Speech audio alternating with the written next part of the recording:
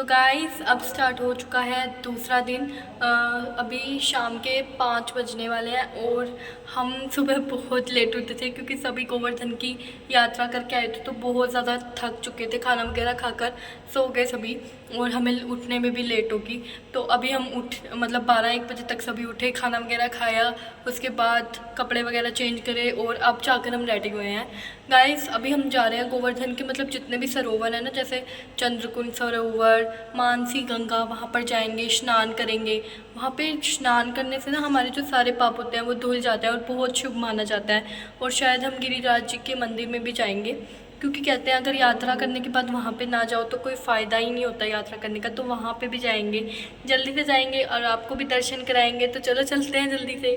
तो गाइस हम पहुँच चुके हैं चंद्र सरोवर। यहाँ पर सूरदास जी की समाधि भी है और सरोवर भी है। सबसे पहले मैं आपको दिखाती हूँ एक प्यारा सा थॉट जो हम सबको फॉलो भी करना चाहिए।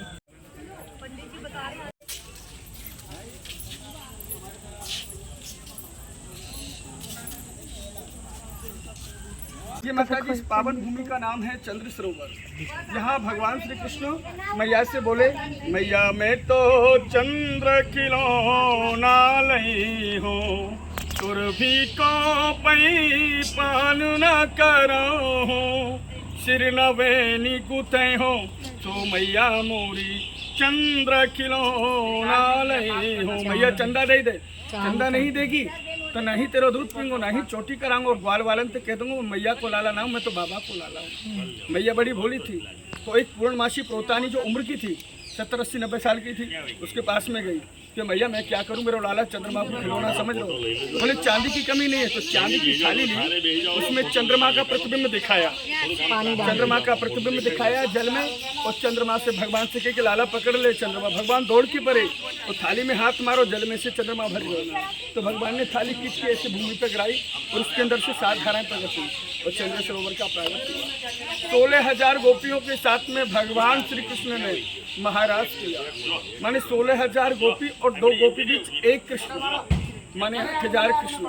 तो भगवान अंजारी थी कार्तिक के महीने में, तो अपने मन के स्वामी को प्रकट किया। ये चंद्रमा जी नहीं थे, मन का स्वामी चंद्रमा, जिसका नाम था कोटकी। कोटकी नाम के चंद्रमा जी निकले और 2 लाख दिन के लिए आकाश में ठहरे, अपनी गति भूल गए। क्योंकि महाराज जब तक चला जब तक चंद्रमा जी आकाश में एक जगह स्थिर हो गए और चंद्र सरोवर में पानी पानी होके गिरे, माने जल में अमृत डाला, तो ये अमृत कुंड के नाम से भी जाना है। सो गाइस इन्होंने हमें बताया चंद्र सरोवर के बारे में कि चंद्र सरोवर का कैसे निर्माण हुआ था, भगवान श्री कृष्ण ने क्या मांगा था और किस वजह से ऐसे निर्माण हुआ। फिर हम अंदर गए, गिरिराज जी का मंदिर बना हुआ था और यहाँ पे एक छोटा सा गौशाला बनी हुई थी, बहुत ही प्यारी लग रही थी। और फिर हम गए सूरकुटी में, यहाँ पे ना सूरदास जी का आसन बना हुआ था जिसके ऊपर बैठकर वो महान महान ग्रंथों का उन्होंने निर्माण करा था। और यहाँ पे थी सूरदास जी की समाधि।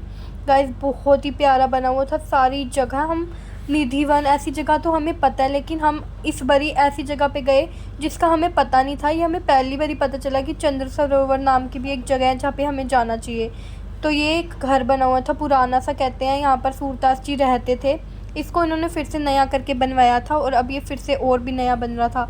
और फिर गाइस फाइनली हमें दिखा मोर। यहाँ पे 5-10 मोर थे लिटरली। मुझे बहुत ही अच्छा लगा मोर को देखकर, मतलब मोर को देखकर बहुत ही अच्छा लगता है ना हमें, क्योंकि यहाँ पे हमें दिखते नहीं है शहरों में मोर इजीली। फिर गाइस हमने चंद्र सरोवर की परिक्रमा करी और यहाँ पे इन्होंने कहा डांस करो, भगवान जी प्रसन्न होते हैं। फिर हम सभी ने डांस करा अच्छे से और मुझे तो बहुत ही अच्छा लग रहा था, बहुत ही अच्छा फील हो रहा था।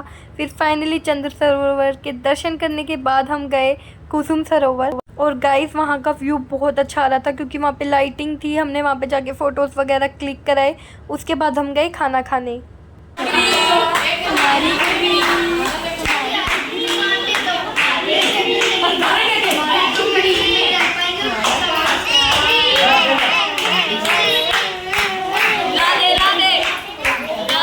The next morning. Good morning everyone. तो दूसरा दिन स्टार्ट हो चुका है। कल रात को हम खाना खाने के बाद आए और सो गए क्योंकि हमें मतलब आज जल्दी जाना था। तो आज हम जा रहे हैं नंदगांव और बाद हम जाएंगे वृंदावन और फिर वहाँ पर जो थोड़ी बहुत जगहें रह गई थी जैसे निधिवन वगैरह, वहाँ पर हम शाम को जाएंगे। तो चलते हैं जल्दी से। तो चलो जल्दी से चलते हैं। माया नंदगांव के पुराने टाइम से घर में काफ़ी पुराना है और बहुत सुंदर है दिखने में, तो मैं आपको दिखाती हूँ। सो गाइस आप देख सकते हैं कितना प्यारा घर है, ब्लू कलर का। और ब्लू कलर तो मेरा फेवरेट है, तो मैं आपको इस घर का टूर कराती हूँ। बहुत सुंदर घर है, एकदम नेचुरल है। मतलब मेरे को इतना अच्छा लगा ना, मतलब वहाँ पर पंखा कुछ नहीं लग रखा, एसी वगैरह ना, नेचुरल है, नेचुरल हवा आती है और बहुत अच्छा है। नंदगांव में तो मैं पहली बार ही गई थी और मेरे को बहुत अच्छा लगा जाकर। और बाहर मैं आपको दिखाती हूँ कि मम्मी पापा रेस्ट कर रहे हैं, क्योंकि हम गाड़ी में इतनी देर से सफ़र कर रहे थे, तो हमने सोचा रेस्ट कर लेते हैं। और वहाँ पर ना स्टूल बन रखे थे, जो लकड़ी टाइप के होते हैं ना, असली लकड़ी के, वैसे स्टूल बन रखे थे। Wow, it's so natural. और मतलब अच्छा लग रहा था ये सब कुछ नेचुरल देखकर, क्योंकि शहरों में इतना नेचुरल देखने के लिए मिलता नहीं है ना। कभी कभी ऐसी अच्छी अच्छी छोटी मोटी चीज़ों में भी खुशी मिलती है। तो गाइस खुशी ने बिल्कुल सही कहा कि छोटी छोटी चीज़ों में खुशी मिलती है। और फाइनली हम पहुंच गए नंदगांव, तो चलो चलते हैं। तो गाइस नंदगांव पहुंचने के बाद गए हम शिव जी के मंदिर। यहाँ इस मंदिर को गोपेश्वर मंदिर भी कहा जाता है, क्योंकि यहाँ पे जो शिव जी थे ना, वो भगवान श्री कृष्ण से मिलने आए थे गोपी रूप धारण कर कर। यहाँ पर जो शिवालय है ना, वो खुद प्रकट हुआ था, रेड कलर का शिवालय है। और गाइस लोग दूर दूर से आते हैं यहाँ पे गन्ने का रस चढ़ाने के लिए, क्योंकि वो शुभ माना जाता है।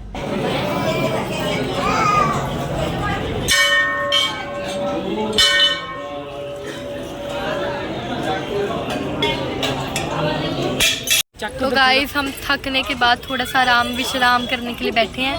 पता नहीं क्यों हम इतनी जल्दी उठ जाते हैं तो दिन इतना बड़ा लगता है। 12 बजे उठते हैं तो दिन 1 मिनट में गुजर जाता है। तो अभी सुबह के कितने बजे हैं? 8:45। अभी सुबह के 8:45 हुए हैं और मेरे को लग रहा है 12 बज चुके हैं, इतनी धूप निकल चुकी है। हम यहाँ पे बैठे हैं सभी फ़ोनों में मगन, और मम्मी मेरे में मगन, और हरमन वामू में मगन।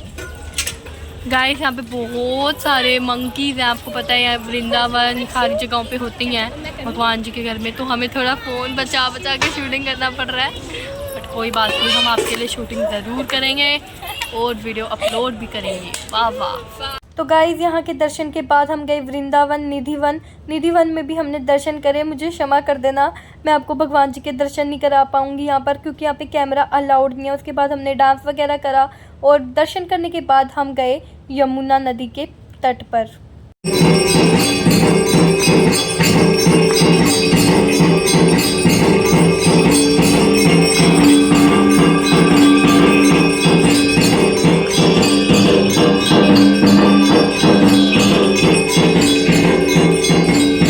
तो गाइस इन सभी मंदिरों के दर्शन करने के बाद फाइनली अब बारी थी कुछ खाने पीने की।